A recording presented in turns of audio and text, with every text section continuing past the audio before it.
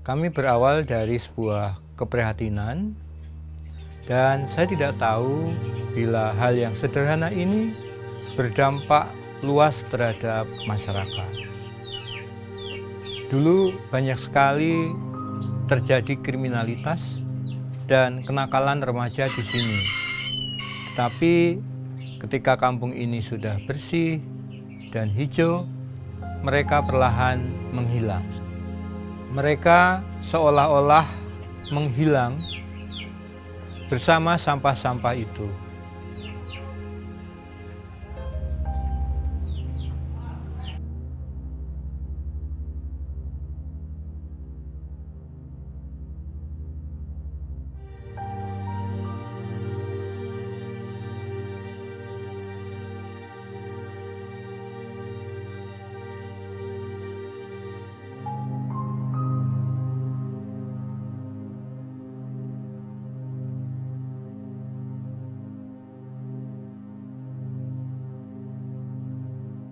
Orang-orang sebenarnya perlu tahu bahwa tujuan kami ini bukan membuat pupuk. Tujuan kami adalah menangani sampah di sumber.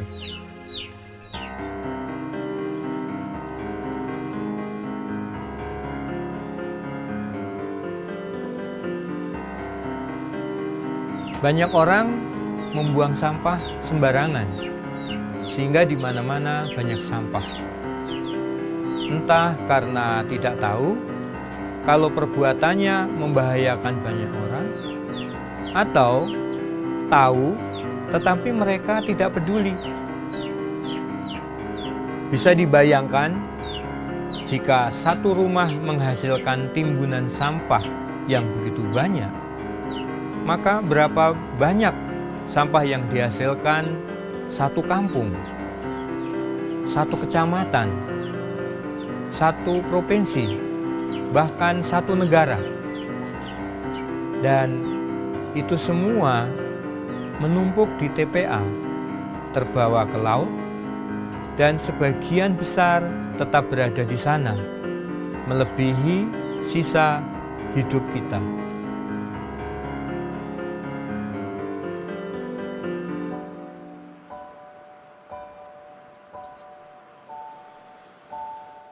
Mungkin saja orang tidak peduli karena faktor kultur.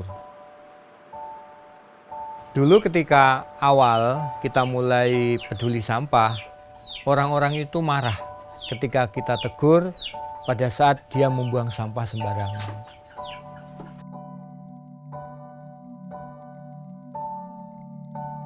Salah siapa jika masyarakat tidak merasa salah bila membuang sampah sembarangan?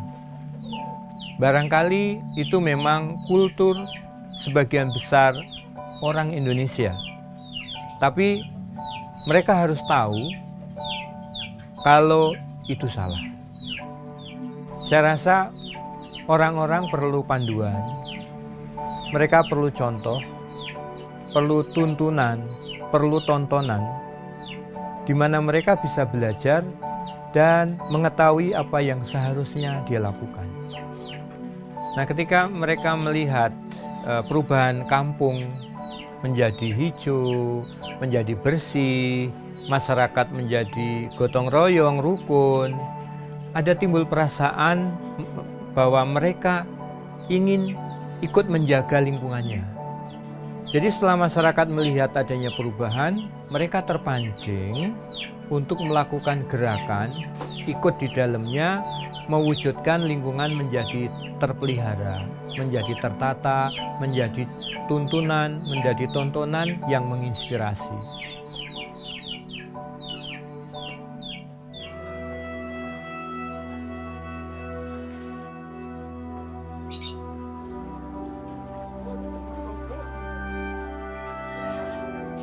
Saya hanya orang biasa, hanya melakukan hal-hal yang bisa saya lakukan.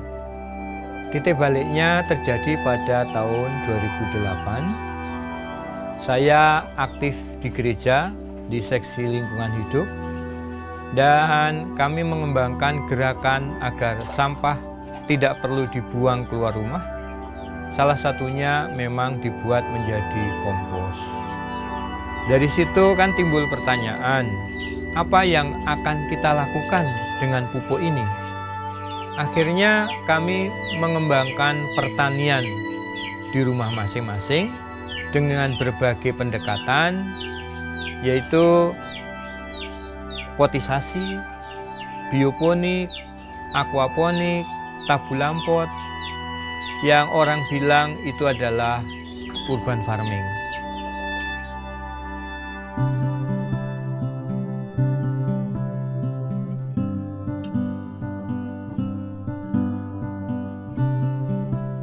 Orang di mana-mana perlu biaya untuk mendapat bahan pangan. Tapi kami akhirnya bisa menyediakan sendiri secara mandiri. Ada sayur mayur, bahkan tanaman buah, tanaman herbal. Dan saya tahu bahwa sebagian masyarakat di sini sudah ada yang mampu menjual hasilnya.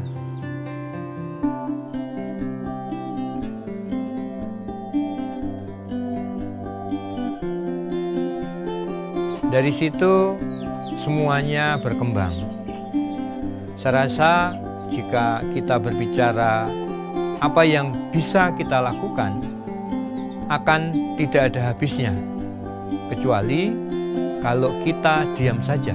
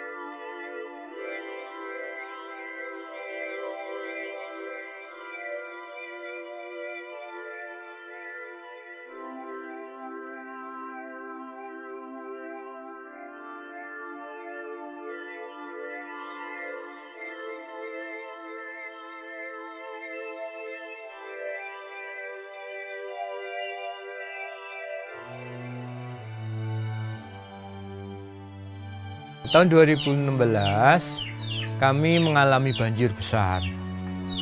Bahkan gang-gang jalan-jalan itu bukan hanya air, sampah terbawa serta.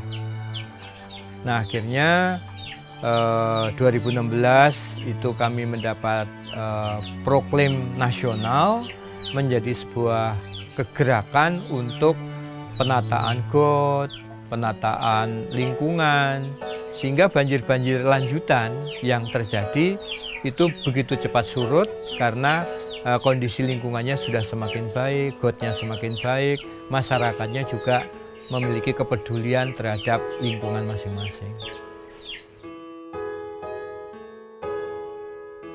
Setiap hari kami belajar termasuk bagaimana membuat pupuk kompos yang tidak menyebabkan bau menyengat, atau mencari solusi dari belatung yang dihasilkannya.